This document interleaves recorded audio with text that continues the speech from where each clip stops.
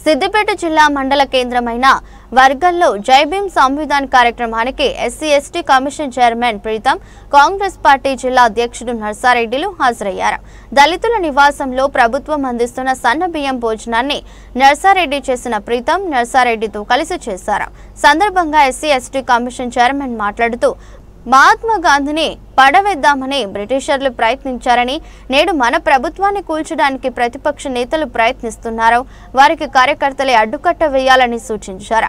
అంతేకాక ప్రభుత్వం చేయని తప్పులను చేసినట్లుగా సోషల్ మీడియాలో అసత్య ప్రచారాలు చేస్తున్నారని, కంచగట్టు భూములు యూనివర్సిటీవి కాదని ఆధారాలు చూపిస్తున్న నెమలిలు, జింకలు, పక్షులు చంపుతున్నారని అసత్య ప్రచారం చేస్తున్నారని ప్రీతం దుయ్యబట్టారు.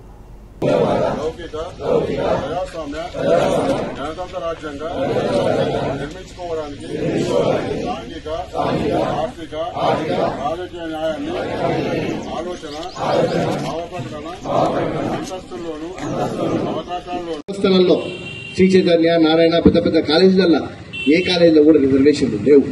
అందరికీ సమానంగానే విద్యా వ్యవస్థ అనేది తయారైంది. విద్య అనేది వ్యాపారంగా తయారైంది. దాన్ని మార్చడానికే రేవంత్ రెడ్డి గారు ప్రభుత్వంలోకి వచ్చిన తర్వాత మొట్టమొదటిగా ఆనాడు ఎస్సీలకు ఎస్సీ హాస్టళ్లు, బీసీలకు బీసీ హాస్టళ్లు, ఎస్టీలకు ఎస్టీల హాస్టళ్లు ఏ విధంగా అయితే ఉండేనో, ఎస్సీ ఎస్టీ బీసీ మైనారిటీ గురుకులం అంటే ఒకే కులం, అందరము ఒకే రక్తము, ఎర్రపు రక్తము అని ఆలోచించి ఎస్సీ ఎస్టీ బీసీ మైనారిటీలకు ఇంటిగ్రేటెడ్ స్కూల్స్ పెట్టిన ఘనత రేవంత్ రెడ్డి గారు.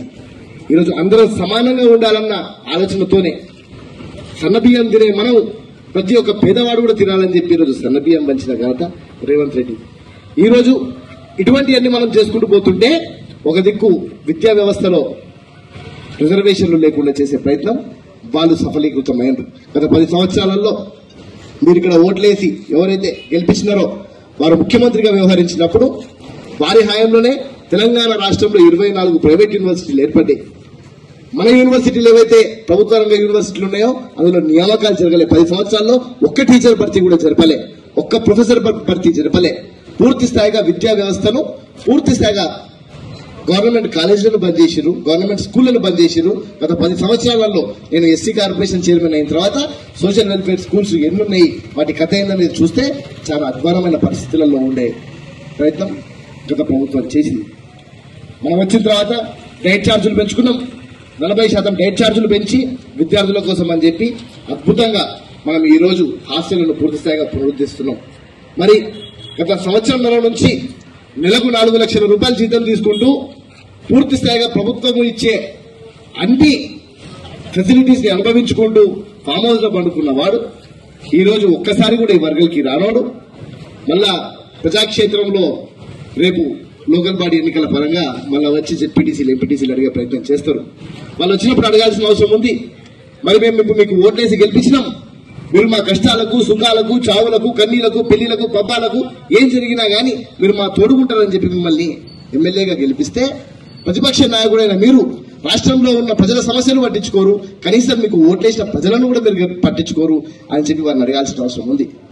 నిజంగా ఎవరన్నా గానీ రాజకీయంలో మీరందరూ కూడా రాజకీయం చేస్తున్నారు, ఎంతోమంది రాజకీయ నాయకులు ఉన్నారు. ఒకసారి ఎన్నికలు అయిపోయిన తర్వాత మళ్ళీ ఎన్నికల ముందు కండువాలు వేసుకొని బయటకు వచ్చే నాయకులను మనం చూస్తున్నాం. ఎన్నికల సమయంలో డబ్బులు ఖర్చు పెట్టి కేవలం డబ్బుతో ప్రలోభాలకు గురి చేసే నాయకులను చూస్తున్నాం. కానీ ఎన్నికలలో ఓటమి చెందినా కూడా మీతో పాటు రోజు వండుకుంటూ మీ సమస్య తెలుసుకుంటున్న నాయకుడు నర్సారెడ్డి గారు ఏ రోజైతే ఓటమి చెందిండో ఇది నా ఓటమి కాదు, నా ప్రజలు, కానీ ఎవరైతే నన్ను నమ్మలేదో వారికి నేను నమ్మించే ప్రయత్నం చేస్తా అని ప్రజల మధ్యలో నిరంతరం ఉంటున్నాడు. ఈ రోజు జై బాపు, జై భీమ్, జై సంవిధాన్ కార్యక్రమంలో భాగంగా ప్రతి ఒక్క గ్రామానికి తిరుగుతున్న నర్సారెడ్డి గారు. మీరందరూ కూడా రాబోయే లోకల్ బాడీ ఎన్నికలే కానివ్వండి, వీటన్నిటిలో కూడా ఎవరైతే మన డబ్బు తినుకుంటూ ఫామ్ హౌస్ లలో వండుకున్నారో వారిని నిద్రలేపాల్సిన అవసరం ఉంది, కర్రు కాల్చి బాధ పెట్టాల్సిన అవసరం ఉంది. ఈ రోజు వారంతా ప్రభుత్వం చేయని తప్పులను కూడా చేసినట్టు సోషల్ మీడియాలలో చూపిస్తున్నారు. ఈ రోజు కంచగచ్చిబోయేలో అసలు చెట్లు కొట్టేయలేదు, అసలు ఏం జరగలేదు. కానీ పూర్తి స్థాయిగా వీడియోస్ ని ఫేక్ క్రియేట్ చేసి సర్వే నంబర్ 25 కంచగచ్చిబోలిలో ఉన్న ఆ భూమి పూర్తి స్థాయిగా ప్రభుత్వ భూమి, అది యూనివర్సిటీకి సంబంధించింది కాదు అని చెప్పి ఆధారాలు మేము చూపిస్తున్నప్పటికీ కూడా సోషల్ మీడియాలలో పూర్తి స్థాయిగా ప్రకటనలు పెట్టి చెట్లు కొట్టేస్తున్నారు, నెమలులను చంపేస్తున్నారు, జింకలను చంపేస్తున్నారు అని చెప్పి అడ్డగోలుగా మన మీద అసత్య ప్రచారాలు చేస్తున్నారు. 1,00,000 కోట్లు దోసుకున్న గత ప్రభుత్వము, వాళ్ళు 1,00,000 కోట్లతో ప్రతిపక్షం బలంగా ఉంది. ఆ 1,00,000 కోట్లతో ప్రతిపక్షం బలంగా ఉంది కాబట్టే సోషల్ మీడియాలలో డబ్బులు పెట్టి విచ్చలవిడిగా మన మీద లేనిపోని అన్ని రుద్దుతున్నారు.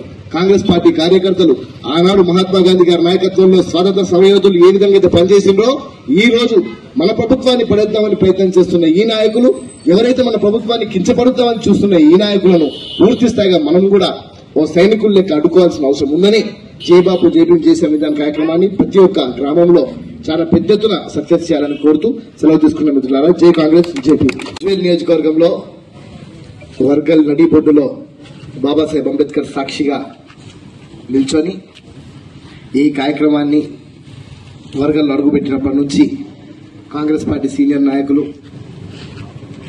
ఈ వర్గల్ ముద్దుబిడ్డ, ఇదే గడ్డ మీద పెరిగి సర్పంచ్ నుంచి జెడ్పీటీసీ నుంచి ఎమ్మెల్యే, బ్యాంక్ చైర్మన్ గా కూడా పనిచేసి సుదీర్ఘ రాజకీయాలలో మీకు అందుబాటులో వండుకుంటూ మీకు సేవ చేస్తున్న మా అన్న నర్సారెడ్డి గారికి, అదేవిధంగా ఇక్కడ పార్టీ ప్రెసిడెంట్ ఎంపీటీసీ గారు, యువజన కాంగ్రెస్ మిత్రులు, ఎన్ఎస్యూఏ మిత్రులు, ఎస్సీ ఎస్టీ బీసీ మైనార్టీ విభాగాలకు సంబంధించిన నాయకులు, ఎంపీపీలు, మాజీ జెడ్పీటీసీలు అందరికీ కూడా జై బాబు జై భీమ్ జై సంవిధాన్ అనే కార్యక్రమము అఖిల భారత కాంగ్రెస్ కమిటీ ఆదేశాల మేరకు దేశవ్యాప్తంగా ప్రతి ఒక్క గ్రామంలో రాజ్యాంగానికి జరిగే నష్టం, రాజ్యాంగాన్ని మార్చే కుట్రను తెలిపే విధంగా ప్రతి ఒక్క కాంగ్రెస్ సైనికుడు ఆనాడు భారతదేశ స్వాతంత్ర్యం కోసమని ఎంతో మంది మనలాంటి కాంగ్రెస్ సైనికులు ప్రాణాలు అర్పించినారు, పోరాడినారు, జైళ్లకు పోయినారు.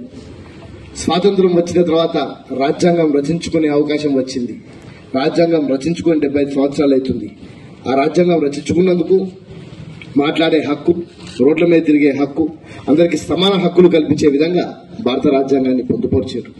కానీ 75 సంవత్సరాలు అయిన తర్వాత ఆ రాజ్యాంగాన్ని మార్చే కుట్ర జరుగుతుంది. రాజ్యాంగంలో మనకిచ్చిన హక్కులను తీసే ప్రయత్నం చేస్తున్నారు. మెల్లమెల్లగా తెలవకుండా ఒకటేసారి రిజర్వేషన్లు ఎత్తేస్తే అందరం రోడ్ల మీదకి వచ్చి తరిమి కొడతామని చెప్పి తెలవకుండా మెల్లమెల్లగా ఈ రిజర్వేషన్లు తీసే ప్రక్రియ జరుగుతుంది. ఒక దిక్కు ప్రజాప్రభుత్వం రేవంత్ రెడ్డి గారి నాయకత్వంలో ప్రభుత్వం వచ్చిన సంవత్సరానికే కులగణన చేసి ఏ కులంలో ఎంతమంది ఉన్నారు, ఎవరు ఎంతమంది ఉన్నారు, ఎవరికి వాటా అంత రావాలి, రాజకీయ ఆర్థిక సామాజిక న్యాయ పరంగా అందరికీ కూడా సమాన హక్కులు రావాలని మాదిగలకు, మాలలకు 3 దశాబ్దాలుగా నడుస్తున్న ఓ చర్చలో భాగంగా కూడా వర్గీకరణను ఇచ్చి అన్ని కులాలకు కూడా న్యాయం చెప్పే విధంగా రేవంత్ రెడ్డి గారు చేశారు.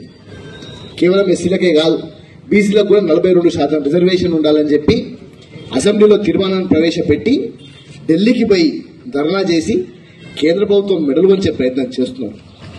రిజర్వేషన్లు ఒక దిక్కు ఉండాలి, రిజర్వేషన్ల ద్వారా ఏ కులపోలైతే అతి తక్కువ కులమోళ్ళు వాళ్ళు కూడా రిజర్వేషన్ ఫలాలు అనుభవించాలని కాంగ్రెస్ పార్టీ భావిస్తుంటే, రిజర్వేషన్లు అవసరపడే విద్యా వ్యవస్థలో రిజర్వేషన్లు లేకుండా చేసే ప్రయత్నం జరుగుతుంది.